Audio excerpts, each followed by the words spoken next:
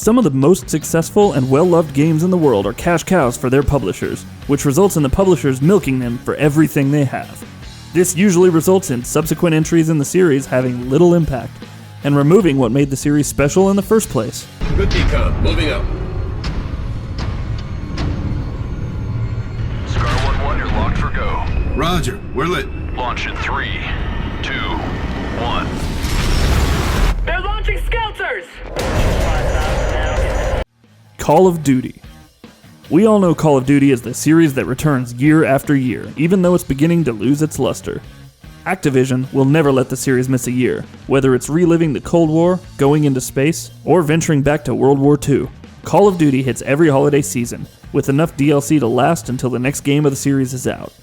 It's a never-ending cycle that's beginning to wear out its welcome. Mega Man. We know what you're probably thinking right now. Mega Man hasn't starred in an original game in a year, so why is he on this list? Despite not wanting to create a new title for the Blue Bomber, Capcom still manages to give him a decent amount of screen time. Before his extended break in recent years, he was everywhere, and he still shows up in other properties and collections, just to let the public know that he's still an important character. Assassin's Creed. There was a 2-year break between the first and second Assassin's Creed games. But after that, a new game in the series hit shelves each and every year since 2009, with 2016 being the first year in almost a decade that we didn't get a new Assassin's Creed game under the tree come Christmas time. All those in favor of storming this cove and taking this ship, stomp and shout aye! Those who oppose, whimper nay! In 2014, we even got 2 entries in the same year. It's Ubisoft's flagship series, and it's made sure that people never stop thinking about the franchise. There have been plenty of spin-offs, comics, books, and even a feature-length film. It's a machine that's not to be messed with.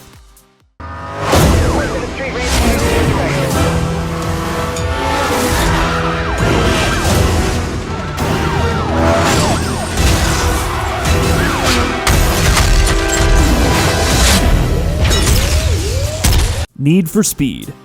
Racing games aren't as popular as they once were, but Need for Speed continues to release a new game every 2 years. The series has been on a steady decline recently though, preferring to focus more on the style of the games than the purity of the racing. The series is constantly trying to push out new games, even if it means that very little evolution happens. Final Fantasy.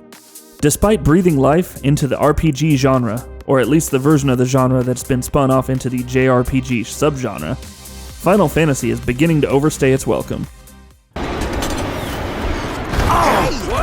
Eyes forward. That was bad. I'm one of the good guys, remember? We are already at the 15th main entry in roughly 30 years, with many more spin-offs. Each game in the series is self-contained, so when the entry is extremely popular, they may get a spin-off themselves to capitalize on that popularity. As one of Square Enix's only enduring series, they don't hesitate to slap together a new Final Fantasy game for whatever platform it'll fit on. FIFA. While all sports games are annually shoved down the throats of their fans, none are as egregious as FIFA. Every year we get a brand new title with very few updates and lots of DLC packed in, just in case you have a little extra money burning a hole in your pocket.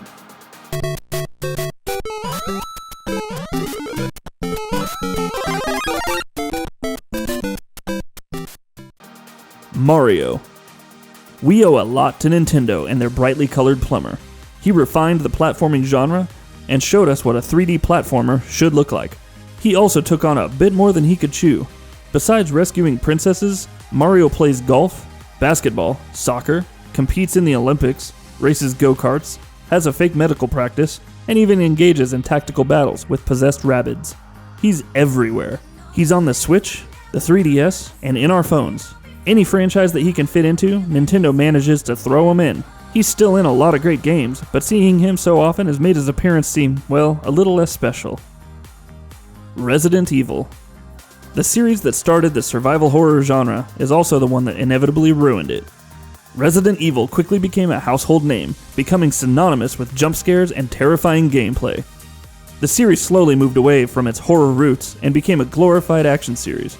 As this transition occurred, multiple offshoots began to spring up, trying to offer the fans a little bit of everything. What actually ended up happening is that they weren't happy with anything in the end, and franchise fatigue took hold, even with Resident Evil 7 being so good. Street Fighter. While it has gotten a bit better since the release of Street Fighter V, the seminal fighting game franchise used to be the go-to example of a series that releases too many entries. The first version of any numbered entry was always the most bare bones, being improved upon by up to 3 extra versions. It got a bit ridiculous asking gamers to buy an entirely new version after spending $60 only a year before, but Capcom knew that new characters and modes were too enticing to overlook, so die-hard fans would flock to the series again and again. Star Wars. Licensed games have been a thing since the conception of the gaming industry. As one of the largest franchises ever created, Star Wars still holds a special place in this industry. The path you choose will determine your legacy. Now you'll see what a Sith is capable of. LucasArts was handling the release of the game set in a galaxy far, far away until a few years ago. But since Disney bought the franchise, EA has taken the reins. The result is 10 years of Star Wars games, from mobile releases to new LEGO entries. People love Star Wars, so the games industry is ready and willing to capitalize on that. Pokémon. Since Red and Blue came out in 1996, Pokémon has become one of the biggest game franchises ever.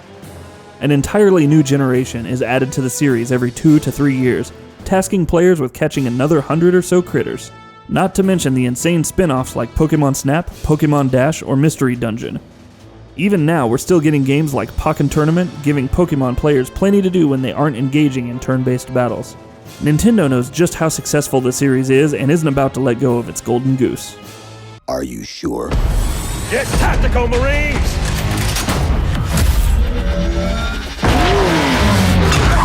All right. Shoot. Halo. Once upon a time, Halo was one of the most popular first-person shooters in the world. Since then, it has been eclipsed by the likes of Call of Duty and hero shooters like Overwatch. Bungie even left the series behind in 2010 with Halo Reach, putting a cap on the series they began 9 years earlier. Microsoft wasn't content to see the series die though, and created a new team to keep pushing out Halo games. Now, we get a new entry every 3 years, with Halo Wars also adding to the franchise and top-down shooters coming out every so often for every device that Microsoft dares release a game on. Sonic the Hedgehog. Sonic arrived on the scene as Sega's answer to Mario. His blistering speed and fun design helped to separate him from the plumber, but his move to the third dimension was not as smooth as the mustachioed hero. 3D Sonic games are, more often than not, unwieldy, poorly designed, and filled with bugs, and we're still getting a lot of these games with no end in sight. Sonic has overstayed his welcome by starring in games that simply aren't good, tarnishing our cherished memories of the character's early years. Even titles like Sonic Mania, which are surprisingly good, just leave us scratching our heads as to why the Hedgehog has endured this long. I got a bad feeling about this.